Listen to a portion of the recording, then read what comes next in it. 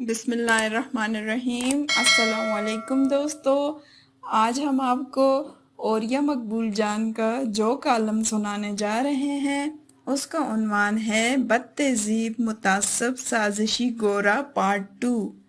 تو چلیے دوستو شروع کرتے ہیں۔ پرنس چارلس اور اس کی بیوی بغیر کوئی تاثر دیے دیوان عام میں سنگ مرمر کی اس خوبصورت دیوار سے آگے نکل گئے جس پر ان کے ہم وطنوں کی بد تہذیبی کے نقش آج بھی کنندہ نظر آتے ہیں۔ گوروں نے وہاں اپنے نام کے ساتھ شہر اور فوجی یونٹ کا نام بھی لکھ رکھا ہے۔ کوئی محقق اگر تحقیق کرنا چاہے تو وہ برطانیہ میں ان گھرانوں تک آسانی سے پہنچ سکتا ہے جن کے آباء و اجداد نے اس عالمی ورثے کی خوبصورت اور مرصع دیوار کا حلیہ بگاڑا تھا۔ میری ایک مختصر سی ملازمت اقوام متحدہ کے منشیات کے روک تھام والے ادارے میں بھی رہی ہے۔ میں اور میرا ساتھی محقق ایک جرمن نژاد ہنس سپیلمین پاکستان کے طول و عرض میں کریا کریا ہیروئن کے عادی افراد کی تلاش میں مارے مارے پھر رہے تھے۔ یہ 1980 تھا اور ابھی دنیا میں ہیروئن متعارف ہی ہوئی تھی اور اس کے متاثرہ افراد صرف بلوچستان اور خیبر پختونخوا کے سرحدی علاقوں میں پائے جاتے تھے۔ کئی ماہ کی تحقیقی سفر کے دوران ہمارا سامنا ایک برطانوی خاتون سے بار بار ہوا۔ اسے انگلینڈ کی حکومت نے بھاری معاوضہ دے کر پاکستان میں موجود گوروں کی قبروں پر تحقیق کرنے بھیجا تھا۔ جس عرقریزی اور جاں فشانی سے وہ دل بدین اور نوکنڈی کے ریگستانی علاقوں اور ناگ کے پہاڑوں میں واقع گوران کھنڈ میں موجود گوروں کی قبروں کے متعلق معلومات اکٹھا کرتی تھی وہ دیدنی تھا۔ ایسی چھوٹی جگہوں پر رات گزارنے کے لیے عموماً ایک ہی ریسٹ ہاؤس یا ڈاک بنگلہ میسر ہوتا ہے، اس لیے اکثر ہم تینوں رات کے کھانے پر اکٹھے ہو جاتے۔ گیس لیمپ یا لالٹین کی روشنی میں بحث چل نکلتی۔ ظاہری بات ہے ہر گوری کی قبر کے پیچھے ایک کہانی تھی، مقامی لوگوں کو قتل کرنے، لالچ سے خریدنے اور علاقے فتح کرنے کی کہانی۔ لیکن اس قدر پڑھی لکھی گوری خاتون جس نے آکسفورڈ سے آثار قدیمہ پر پی ایچ ڈی کر رکھی تھی، اس کے تعصب کا عالم یہ تھا کہ اس کے نزدیک یہ سب برطانوی قطعاً ظالم نہیں تھے بلکہ یونین جیک کی سربلندی کے لیے مارے گئے تھے، اور انہی کی قربانیوں سے برطانوی پرچم کینیڈا سے لے کر آسٹریلیا تک ایسے لہرایا تھا کہ اس سلطنت پر کبھی سورج غروب نہیں ہوتا تھا۔ ایسے میں بار بار یہ جی چاہا کہ کاش حکومت پاکستان گورا قبرستانوں پر تحقیق کرنے والی گوری کی طرح کسی پاکستانی کو ان تاریخی عمارات کی بدحالی، تباہی اور بدصورتی میں گورے کے حصے پر تحقیق کرنے کے لیے سرمایہ فراہم کرتی۔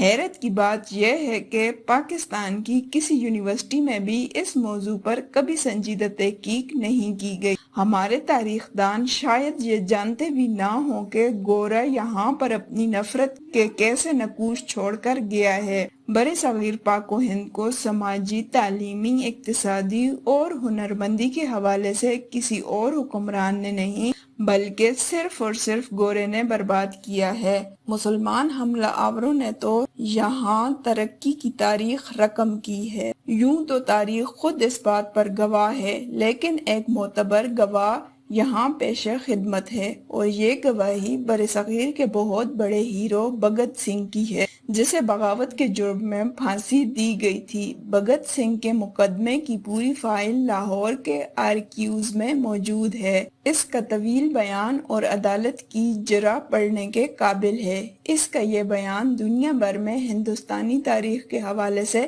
نصاب کا درجہ رکھنے والی بی ایل گوور کی کتاب A New Look at Modern Indian History میں بھی مل جائے گا۔ عدالت میں بھگت سے سوال کیا گیا کہ 800 سال تک مغلوں نے آپ پر حکومت کی، لیکن اس وقت تو آپ نے بم نہیں پھینکا اور ہمیں یہاں صرف 150 سال ہوئے ہیں اور آپ نے سینٹرل لیجسلیٹو اسمبلی میں بم پھینک دیا۔ بھگت سنگھ نے جواب دیا، دیکھیں مغلوں نے جو ہم پر راج کیا ہے وہ ہمارے دلوں پر راج کیا ہے اور انہوں نے ہمارے ملک کو سونے کی چڑیا بنا دیا اور اسی سونے کی چڑیا کے چمک کے تعاقب میں آپ 7 سمندر پار سے یہاں آئے ہیں، اور یہاں آنے کے بعد اگر آپ کی حکومت کو ایک لفظ میں بیان کرنا مقصود ہو تو وہ یہ ہے کہ آپ کی حکومت ایک اسفنج کی طرح ہے جو گنگا کے کنارے ہیرے جواہرات اکٹھے کر کے لندن میں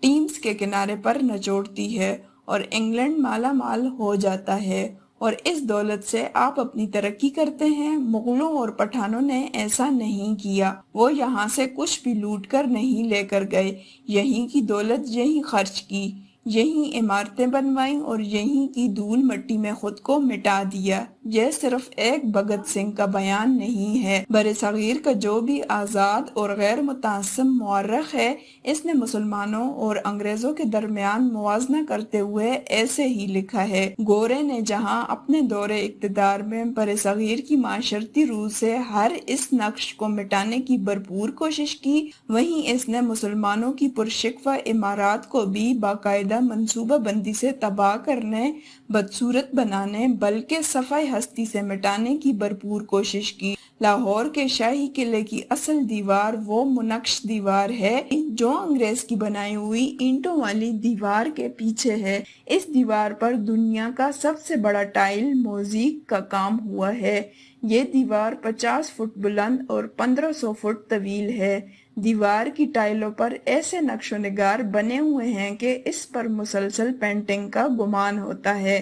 گورے نے جان بوجھ کر اس دیوار کے ساتھ ساتھ تیل رکھنے کا ایک گودام بنایا، جس کی وجہ سے دیوار کا زمین سے 15% تک کا حصہ مکمل تباہ ہو گیا۔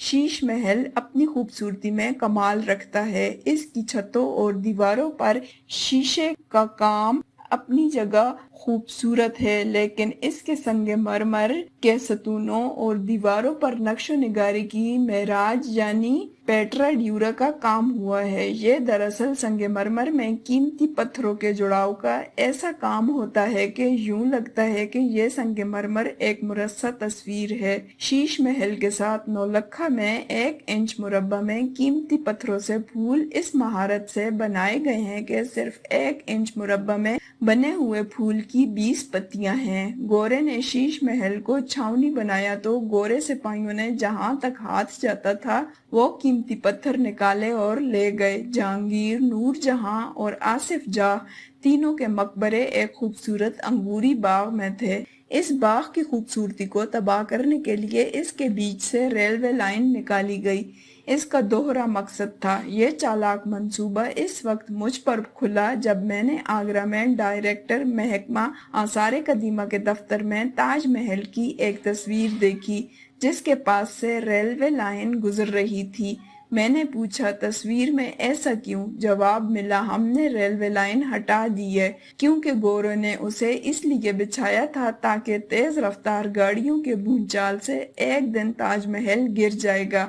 آگرہ کے قلعہ میں گیا تو وہاں سے دیوان خاص غائب، پتہ چلا اسے ٹکڑے ٹکڑے کر کے برطانیہ منتقل کر دیا گیا تھا۔ محکمہ آثار قدیمہ آگرہ کے دفتر کی فائلوں میں وہ ٹینڈر آج بھی موجود ہے جس کے مطابق تاج محل کو لندن منتقل کرنے کا ٹھیکہ ہو گیا تھا، لیکن عین وقت پر ہندو لالا بھاگ گیا کیونکہ اس ٹھیکے میں اسے نقصان ہو رہا تھا۔ بادشاہی مسجد کا سب سے خوبصورت منظر مغرب کی سمت سے ہے۔ جب یہ مسجد گورے کے قبضے میں آئی تو ایک کھنڈر تھی، لیکن پھر بھی اس کی ظاہری خوبصورتی کو چھپانے کے لیے مغرب کی جانب لیڈی ولنگٹن ہسپتال کی 2 منزلہ عمارت تعمیر کروائی۔ ایک طویل فہرست ہے جو جگہ جگہ گورے کے تعصب کا پتہ دیتی ہے۔ یہی وجہ ہے کہ جب کبھی کسی عالمی فورم پر گورا ہمیں یہ بتانے کی کوشش کرتا ہے کہ اپنے ورثے کا تحفظ کیسے کیا جاتا ہے تو صرف ایک فکرہ منہ سے نکلتا ہے کہ اگر ہم تھوڑے سے غیرت مند ہوتے اور گورے کے 150 سالہ تعصب، غلاظت اور بدتہذیبی کو عبرت کی ایک شوکیس میں جمع کر لیتے تو شاید ہم میں احساس غیرت ایسے جاگ اٹھتا کہ ہماری آئندہ نسلیں مرعوب پیدا نہ ہوتی۔ تو دوستو، آج کی ویڈیو آپ کو کیسی لگی؟ اگر ویڈیو پسند آئے تو ویڈیو کو لائک، چینل کو سبسکرائب اور بیل آئیکن کو دبانا نہ بھولیے گا۔